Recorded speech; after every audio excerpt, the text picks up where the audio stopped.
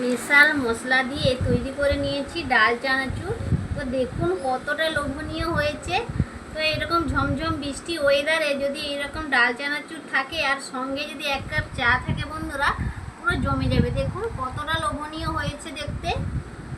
নমস্কার বন্ধুরা, Sumitra kitchen and ব্লগে সবাইকে স্বাগত জানিয়ে প্রতিদিনের মতো আজকেও আপনাদের সামনে হাজির হলাম নতুন একটা রেসিপি নিয়ে। তো আজকে বন্ধুরা ডাল চানাচুর বানিয়ে দেখাবো। একেবারে খাস্তা মুচমুচে ডাল চানাচুর তৈরি করব। তার সেই ডাল চানাচুরটা স্পেশাল মশলা দিয়ে তৈরি করব। তো কি স্পেশাল মশলাটা বন্ধুরা ডাল চানাচুরের মধ্যে ব্যবহার করি, তার জন্য আপনাদেরকে পুরো ভিডিওটা জুড়ে সঙ্গে থাকতে হবে, স্কিপ না করি। তো চলুন ঝটপট শুরু করে দিই। এবার ডাল চানাচুর তৈরি করার জন্য দেখুন এখানে বাটি মেপে 1 বাটি নিয়েছি ছোলার ডাল। তো এই ছোলার ডালটাকে এখন একটা এই পাত্রের মধ্যে ঢেলে নেব।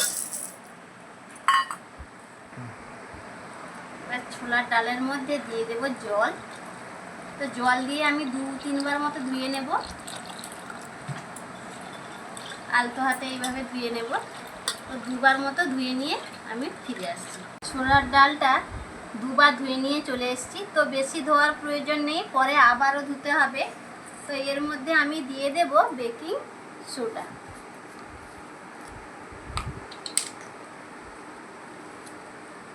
এক চামচ পরিমাণে দিয়ে দিচ্ছি।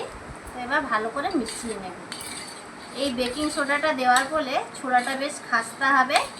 যাদের দাঁত নেই তারাও কিন্তু এই ডাল চানাচুর ভাজাটা খেতে পারবে। এইভাবে আমি ভিজিয়ে রেখে দেব 4 থেকে 5 ঘন্টা। তো 4 থেকে 5 ঘন্টা পরে আবারও আপনাদের সামনে ফিরে আসছি। 5 ঘন্টা পরে ফিরে এলাম। এই দেখুন বন্ধুরা ছোলার ডালটা কতটা ফুলে বড় হয়ে গিয়েছে। দেখুন কত বড় বড় হয়ে গিয়েছে। তো এবার আমি আবারও ধুয়ে নেব। 5 থেকে 6 বার ভালো করে ধুয়ে নিতে হবে, যেহেতু বেকিং সোডা মেশানো আছে। তাই ভালো করে ডালটাকে বারবার জল পাল্টে ধুয়ে নিতে হবে। তো আমি ভালো করে ধুয়ে নিয়ে ফিরে আসছি।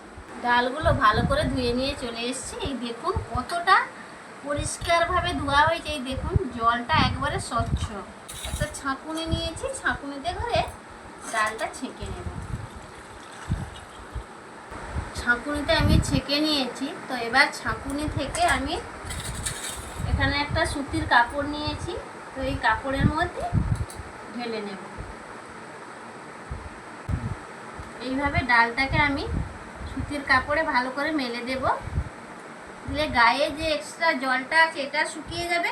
ডালটা নরম থাকবে, অথচ গায়ে জলটা শুকনো হয়ে যাবে। এইভাবে একটু মুছে নেব। এইভাবে মুছে নেব ভালো করে। ছোলার ডালের গায়ে যে জলটা আছে আমি যতটা পারলাম মুছে নিলাম। তো এইবার এই ডালটাকে আমি ফ্যানের তলায় কিছুক্ষণ রেখে দেব। দিলে এক্সট্রা যেটুকু জল লেগে আছে ওটা খুব ভালোভাবে শুকিয়ে যাবে, অথচ ডালটা নরম থাকবে। তো কিছুক্ষণ পর আমি ফিরে আসছি। 15 মিনিট ছোলার ডালটাকে ফ্যানের তলায় দিয়ে দিয়েছিলাম। দেখুন কতটা ঝরঝরে শুকনো হয়ে গিয়েছে। জলটা আর নেই, একটু শুকনোও হয়ে গেছে। দেখুন কতটা ঝরঝরে হয়েছে। তো এগুলো ভেজে নেওয়ার জন্য এখন চলে যাব রান্নাঘরে। তো আপনারা সঙ্গে থাকুন। রান্নাঘরে চলে এসেছি। এই দেখুন কড়াইতে দিয়ে দিয়েছি সাদা তেল। ওদিকে তেলটা গরম হতে হতে এদিকে আমি একটা স্পেশাল মশলার কথা যে আপনাদের বলেছিলাম, সেই স্পেশাল মশলাটা তৈরি করে নেব।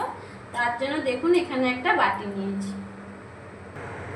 1 চামচ দিয়ে দিচ্ছি চাট মশলা। তো আপনারা চাট মশলার পরিবর্তে আমচুর পাউডারও ব্যবহার করতে পারেন। 1/2 চামচ দিয়ে দিচ্ছি লাল লঙ্কার গুঁড়ো। 1/2 চামচ দিয়ে দিচ্ছি কাশ্মীরি লঙ্কার গুঁড়ো। 1/2 চামচের থেকেও কম দিয়ে দিচ্ছি বিট লবণ। 1/2 চামচ দিয়ে দিচ্ছি গুঁড়ো করে রাখা চিনি। একেবারে সামান্য দিয়ে দিচ্ছি সাদা লবণ, যে লবণটা আমরা রান্নাতে ব্যবহার করি সেইটা দিয়ে দিলাম। আর সামান্য দিয়ে দিচ্ছি হলুদের গুঁড়ো। এবার সব মশলাগুলো একসঙ্গে ভালো করে মিশিয়ে নেব।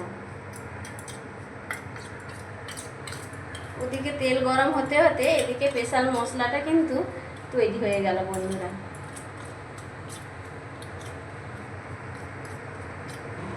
এদিকে দেখুন মশলাটা রেডি হতে হতে এদিকে তেলটাও গরম হয়ে গিয়েছে। তো এখান থেকে আমি এক মুঠা নেব। এবার এইভাবে আস্তে আস্তে করে তেলের মধ্যে ফেলে দিই। বেকিং সোডাটা দেওয়া ছিল বলে তার জন্য ফেনাটা সৃষ্টি হয়েছে। তো যখন ডালগুলো পুরোপুরি ভাজা হয়ে যাবে তেলের উপরে মিশিয়ে দেব। ডালগুলো দেখুন ভাজা হয়ে যাওয়ার পর কত সুন্দর উপরে ভেসে উঠেছে। তো এবার আমি তুলে নেব এগুলোকে। এবার এই ছানটা থেকে এটাই আমি তুলে নেব।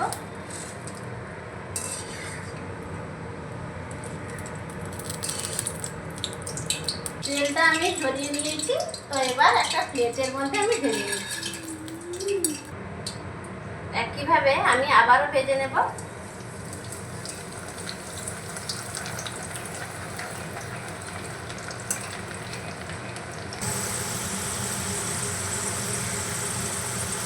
দেখুন ডাল চানাচুরগুলো কত সুন্দর উপরে ভেসে উঠেছে। তো আমি আর একটু বাদামি করে ভেজে নেব। তো আপনারা এই স্টেজেই তুলে নিতে পারেন। তো আমার বাড়িতে সবাই একটু পোড়া ভাজা পছন্দ করে, তাই আমি আর একটু এটাকে ভেজে নেব। ডালগুলো ভাজা হয়ে গিয়েছে। তো আবারও আমি ছানটার মধ্যে তুলে নিচ্ছি।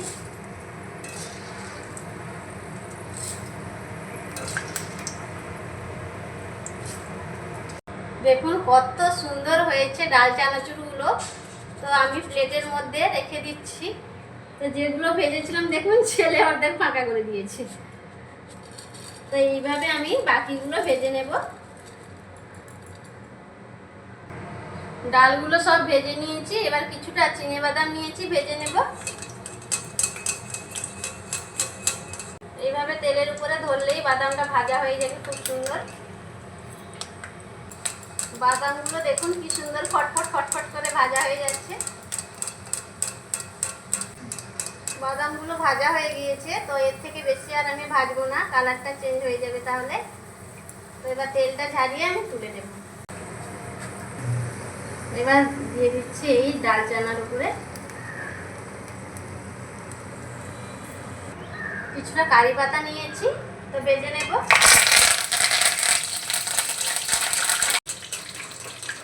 ভাজা হয়ে যাবে কারি পাতাগুলো, অথচ সবুজ থাকবে, এইভাবে ভেজে নিতে হবে। দেখুন কারি পাতাগুলো ভাজা হয়ে গিয়েছে। তো আমি তেলটা ঝারিয়ে একইভাবে তুলে দেব। এবার কারি পাতাগুলো এখানে আমি দিয়ে দিচ্ছি। ডাল, বাদাম, কারি পাতা সব একসঙ্গে ভেজে নিয়ে চলে এসেছি। এবার দেখুন যে স্পেশাল মশলাটা আমি তৈরি করে রেখেছিলাম সেটা দিয়ে দেব 1 চামচ। তো এই যে হালকা হালকা গরম আছে এরকম অবস্থায় মাখিয়ে নিতে হবে। চামচের সাহায্যে এইভাবে আমি মাখিয়ে নেব। এই মশলাটা দিলে ডাল চানাচুরটা খেতে যা লাগবে না, মুড়ির সঙ্গেও খেতে পারেন, চায়ের সঙ্গে তো আরও জমে যাবে। তো এখন তো বর্ষাকাল, যখন বৃষ্টি বৃষ্টি ঝমঝম হবে তখন কিন্তু এইভাবে ডাল চানাচুর তৈরি করে চায়ের সঙ্গে যদি খান বন্ধুরা, পুরো জমে যাবে। স্পেশাল মশলা দিয়ে বন্ধুরা তৈরি করে নিয়েছি ডাল চানাচুর। তো এবার খেয়ে বলবো যে আপনাদের কেমন হয়েছে। দেখুন কতটা লোভনীয় লাগছে দেখুন।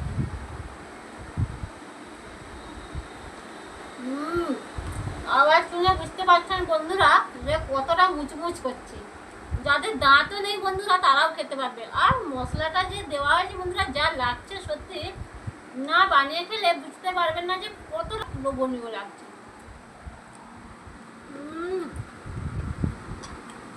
হেভি লাগছে খেতে, কতটা লোভনীয় হয়েছে দেখুন।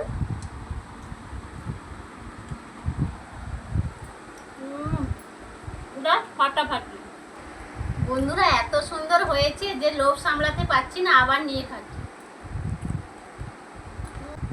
ঝমঝম বৃষ্টি ওয়েদারে এরকম যদি ডাল চানাচুর থাকে বন্ধুরা আর চা থাকে, পুরো জমে যাবে, জাস্ট ফাটাফাটি হয়েছে। অবশ্যই আপনারা বন্ধুরা এইভাবে একবার বাড়িতে ট্রাই করে দেখবেন, ভীষণ ভীষণ ভীষণ ভালো লাগবে আপনাদের। আজকের রেসিপিটা আপনাদের কেমন লাগলো অবশ্যই সেটা কমেন্ট বক্সে কমেন্ট করে জানাবেন। ভালো লাগলে লাইক, শেয়ার, সাবস্ক্রাইব করে পাশে থাকবেন। অবশ্যই পাশের অল নোটিফিকেশনটা অন করে রাখবেন। আমি যখন নিত্য নতুন রেসিপি বা ভিডিও যাই আপলোড করব সবার প্রথম আপনারা নোটিফিকেশান পেয়ে যাবেন এবং লাইক দিয়ে ঝটপট আপনারা রেসিপিগুলো দেখে নিতে পারবেন। আর যারা চ্যানেলটিকে সাবস্ক্রাইব করে পাশে রয়েছেন তাদের অসংখ্য অসংখ্য ধন্যবাদ জানাই বন্ধুরা। এইভাবে আপনারা আমার পাশে থাকুন, সাপোর্ট করুন যাতে আমি সামনের দিকে এগিয়ে যেতে পারি এবং পরবর্তীতে নিত্য নতুন রেসিপি আপনাদের সামনে তুলে ধরতে পারি। তার জন্য আপনাদের সাপোর্ট আর ভালোবাসা একান্তই প্রয়োজন। তো আপনারা একটু পাশে থাকুন বন্ধুরা, এইটুকুই আমি চাই। তো আজ বন্ধুরা ভিডিওটা এইখানে শেষ করছি। অন্যদিন অন্য কোনো রেসিপি বা ভিডিও নিয়ে আবারও আপনাদের সামনে হাজির হব। সবাই সুস্থ থাকুন, ভালো থাকুন, নমস্কার।